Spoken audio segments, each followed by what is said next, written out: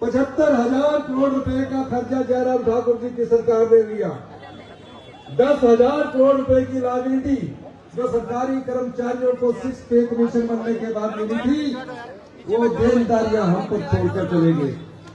चुनावों से पहले 1,000 के करीब संस्थान खोल दिए।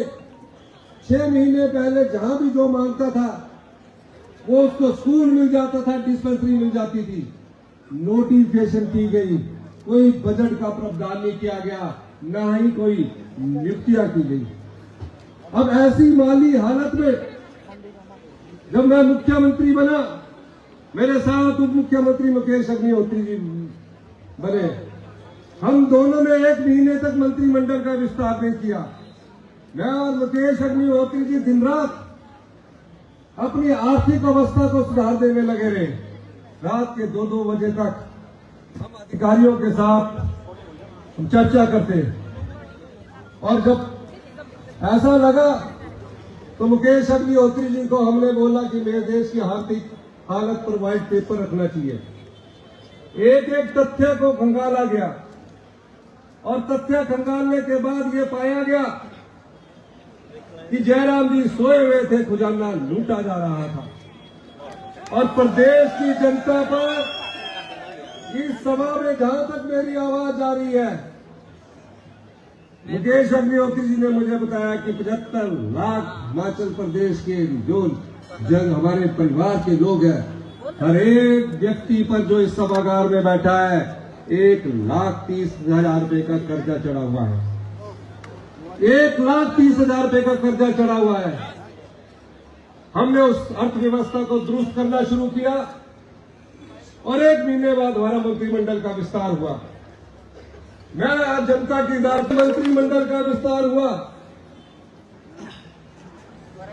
हमने पहले ही मंत्रिमंडल में 1,36,000 सरकारी कर्मचारी जो थे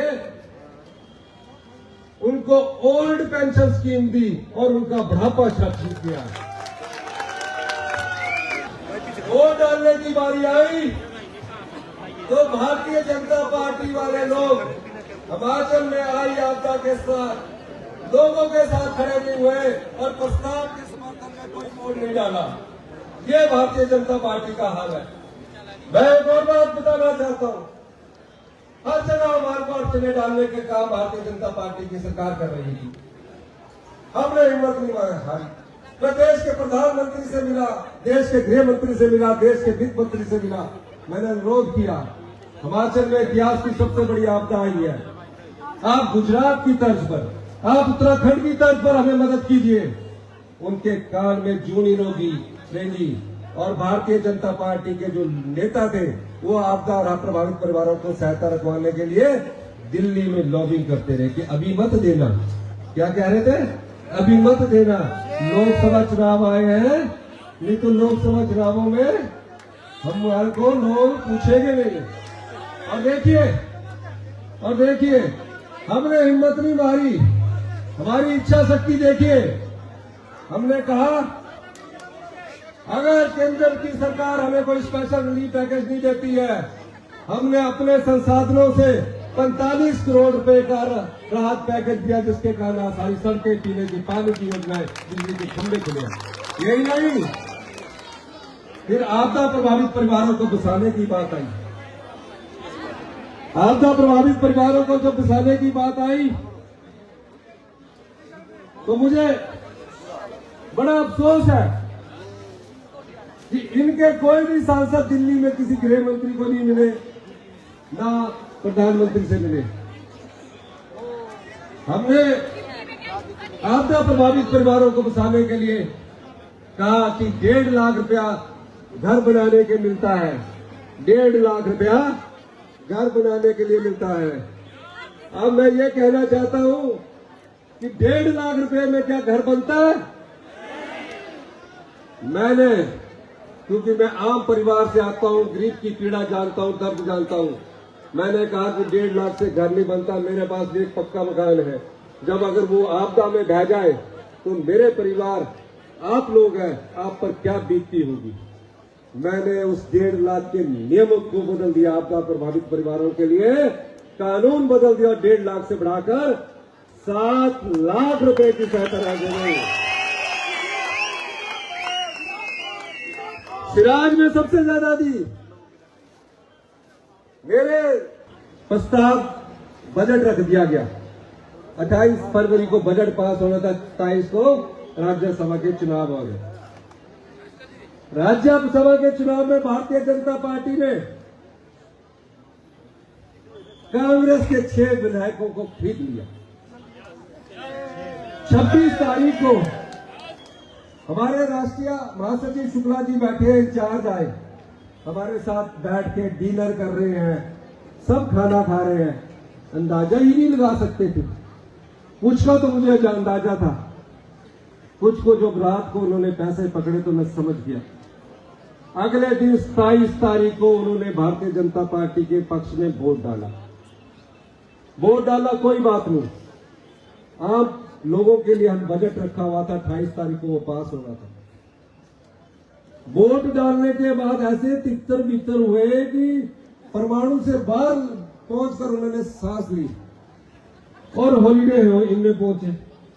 उनके दोस्त हमें बता रहे थे कि इसलिए गए कि आधी किस्त पंचकुला में मिलनी है। कहां मिलनी है? अरे भी किस्त मिलनी है, चलो मैं रात को वहां रुके किस्त का इंतजाम कर लिया होगा। अगले दिन सवेरे कहां गए हो? विधानसभा के परिसर में आ गए, अटेंडेंस लगाई। अटेंडेंस लगाने के बाद हमने सोचा कि यह बजट में हमारा समर्थन करेंगे, वो बजट जो आम लोगों के लिए, गरीब किसान के लिए, महिलाओं के सम्मान के लिए था। उन्होंने क्या किया? हाजिरी लगाई और हेलीकॉप्टर से फुर हो गए। अनाडे से एक हेलीकॉप्टर गया, दूसरा हेलीकॉप्टर गया। मैंने पार्लियामेंट मिनिस्टर को पूछा, हर्षवर्धन चौहान जी को, उनको बिठा तो देना था, वोट तो डाल देते, डिस्क्वालिफिकेशन से बच जाएंगे। लेकिन नहीं, पैसों का लालच ऐसे कि दोबारा फिर पंचकुला पहुंचे। अब सरकार का बजट पास होना था। ये 15 महीने के अंदर घटना घटी है, यह भी बताना जरूरी है। बजट पास होना था, बजट पास हुआ। टीवी में खबर चल रही थी कि मुख्यमंत्री जी ने इस्तीफा दे दिया। मैं क्यों इस्तीफा दूंगा भाई? हम तो आम लोगों के लिए, आम जनता के लिए काम कर रहे हैं। हम कांग्रेस पार्टी में 40 साल दरिया उठाकर मुख्यमंत्री की कुर्सी पर पहुंचे हैं, खेत में हल बहाकर मुख्यमंत्री की कुर्सी में पहुंचे हैं। हम संघर्षशील लोग हैं, हम क्यों इस्तीफा देंगे? और मैं पत्रकार वार्ता में आया और कहा, मैं एक योद्धा हूं और युद्ध लड़ना भी जानता हूं और युद्ध जीतना भी जानता हूं।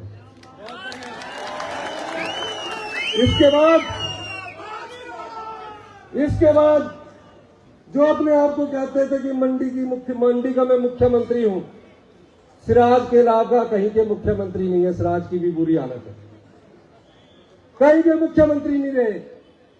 उन्होंने सोचा अब ये सरकार जा रही है, और विधानसभा के अंदर क्या बोला, अब इनको तो भगवान भी नहीं बचा सकता। और मैं ये कहना चाहता हूं, इस बजट में हमने आम लोगों के लिए योजनाएं लाई थी। जब भगवान ने देखा कि ये तो सब अनाथ बच्चों से संबंधित योजना है, विधवाओं से संबंधित योजनाएं हैं, महिलाओं से संबंधित योजनाएं हैं, भगवान ने हमारी सरकार भी बचाई और 6 विधायकों को दोबारा चुनाव लड़ने के लिए चुनावी जंग में भेज दिया। और ये बिके हुए विधायक है, 6 टिकट डिक्लेयर हुए हैं। हमने पार्टी के प्रत्याशियों को टिकट दिया, ईमानदार और स्वच्छ छवि के प्रत्याशी को टिकट दिया। लाहौल स्पीति से एक ऐसी महिला को टिकट दिया जिसके अकाउंट में सिर्फ 20,000 रुपया पड़ा है, सिर्फ 20,000 रुपया पड़ा है। उसको मैंने चुनाव लड़ने के लिए कहा। धर्मशाला में ऐसे व्यक्ति को टिकट दिया जो संगठन से निकला हुआ है, जो आम परिवार से निकला हुआ है, जो गरीब का दर्द जानता है, दिमाग में आपकी सोच रखता है। इस बार हमने 6 स्वच्छ छवि के लोगों को टिकट दिया, एक भी दागदार को टिकट नहीं दिया, क्योंकि ये जो 6 विधानसभा में चुनाव होने जा रहा है, ये दागदार, बेईमान और ईमानदारी के बीच चुनाव होने जा रहा है। और हमने भ्रष्टाचार के जब हमने सब दरवाजे बंद किए, बजट के बाद मैंने अधिकारियों से पूछा आप कितना पैसा, कहते 1000 करोड़। मैंने 70 साल से ऊपर के जितने भी बुजुर्ग हैं, 70 साल से ऊपर जितने भी बुजुर्ग हैं, मैं देखता हूं घर में होते हैं, ज्वाइंट फैमिली में रहते हैं, बेटा अगर नौकरी भी लग जाए तो बूढ़ा माँ बाप का हिम्मत नहीं होती कि बच्चे से कुछ ज्यादा पैसे मांग ले। वो यही सोचता रहता है कि पैसे मांगू ना मांगू, उसकी बीमारी बढ़ जाती है। मैंने कहा 70 साल से ऊपर के जितने भी बुजुर्ग हैं, उनको हमारी सरकार इस दूसरे बजट के माध्यम से फ्री इलाज करवाएगी सभी 70 साल के बुजुर्गों के लिए। फिर हमारी आई 800 करोड़ रुपया बच गया। मैंने पूछा, अधिकारी कहने लगे अभी तो चुनाव ही नहीं है, आपके चुनाव तो 2027 में होने हैं। मैंने कहा नहीं, जितना पैसा हमारी सरकार हर साल कमाएगी वो जनता में बांटेगी।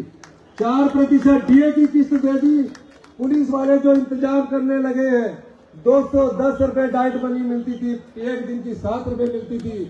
अधिकारी कहते थे 400 रुपए कर देते हैं। मैंने एक ही झटके में 17,000 पुलिस कर्मचारियों की डाइट मनी को 1,000 रुपए कर दिया। फिर 800 करोड़ का वितरण करना था। 3 मार्च 2024 को हमने नोटिफिकेशन कर दी। 18 साल से ऊपर की जो भी हमारी बहन है, जब तक उसके शरीर में सांस, अंतिम सांस बचा रहेगा, हमारी बहन को, हमारी माता को 1500 रुपया हर महीना मिलेंगे और 18,000 रुपया साल का देंगे।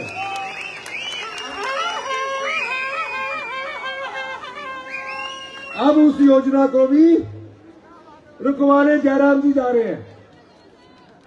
अब जयराम जी क्या महिलाओं के अधिकार को रुकवाने जा रहे हैं, तो क्या आप उसका साथ देंगे? जोर से बोलो। फिर जयराम ठाकुर जी ने डायरेक्शन करना शुरू कर दिया।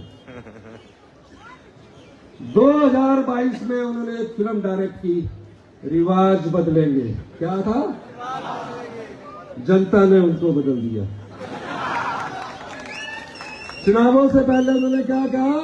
रिवाज, और जनता ने उनको फिर दूसरी फिल्म की उन्होंने 27 फरवरी को, ऑपरेशन लोटस। क्या था? भगवान ने वो जो शिला लाया कोर्ट 29 तारीख को सवेरे 7 बजे गवर्नर के पास जाकर शपथ की तैयारी कर रहे थे, वो बेचारा उस दर्जी के पास ही रह गया। ये दूसरी फिल्म डायरेक्ट की थी। और अब तीसरी फिल्म डायरेक्ट की उन्होंने, कंगना मंडी के अंगना। क्या है? कंगना वो अच्छी है, हीरोइन है, अच्छी बात थी, फिर भी दुनिया में अपने नाम करवाया।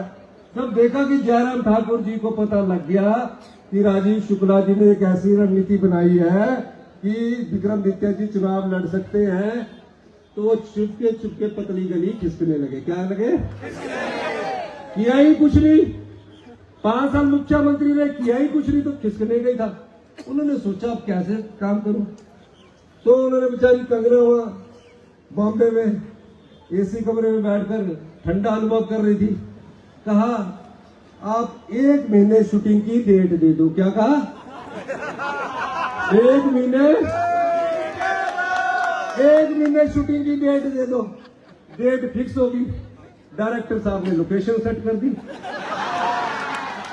डायरेक्टर कौन? अब डायरेक्टर साहब ने जब वो लोकेशन फिट कर दी, कहानी भी लिख दी, जिस तरह 2022 की रिवाज बदलों की कहानी लिखी ना, ऑपरेशन, और इसकी भी कहानी लिख दी, कंगना मंडी के अंगना की कहानी लिख दी। स्क्रिप्ट तैयार हो गया, हर जगह लोकेशन तैयार की। आज पांगी में ये ड्रेस पहन के जाना है, आज की दौर में ये ड्रेस पहन के जाना है। आपने फिल्मी दुनिया में बहुत संघर्ष किया है, आप अच्छी हीरोइन है, लेकिन जितनी अच्छी हीरोइन हो, अगर अच्छी फिल्म बनानी हो तो अच्छे डायरेक्टर की जरूरत होती है कि नहीं है? तो मैं ये कहना चाहता हूं कि फ्लॉप डायरेक्टर जो फिल्म बना रहा है वो फ्लॉप होगी कि नहीं होगी? हमारा एक ऐसा व्यक्ति विक्रमादित्य आपदा आई आपके साथ कंधे से कंधा मिलाकर खड़ा रहा और सड़क को जोड़ा। अगर ये राजनीति में ना जाता और गलती से फिल्मी दुनिया में चला जाते तो भी ये टॉप हीरो होते। तो ऐसा व्यक्ति जो आपकी सेवा में लगा रहता है उसके पक्ष में वोट डालोगे कि नहीं डालोगे? हाथ खड़ा करके बताइए, जोर से बोलिए, सीटियां बताइए।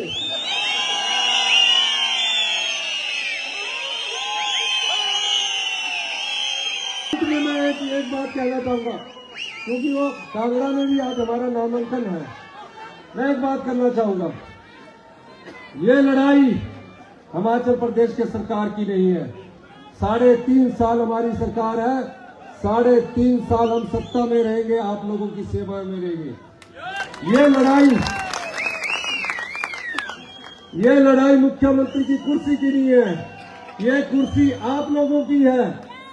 मैं ये कहना चाहता हूं, जो पार्टी जनता की भावनाओं को खींचकर सौदा करती है, सत्ता की कुर्सी को हथियाना चाहती है, 1 जून को क्या आप ऐसी सरकार को माफ करोगे कि नहीं करोगे? हाथ खड़ा करके बताइए। 1 जून को उन्होंने हमारी राज्यसभा की 1 सीट चुराई है, तो क्या आप हमारा 4 लोकसभा की सीटें जिताकर साथ देंगे 1 जून में? हाथ देंगे।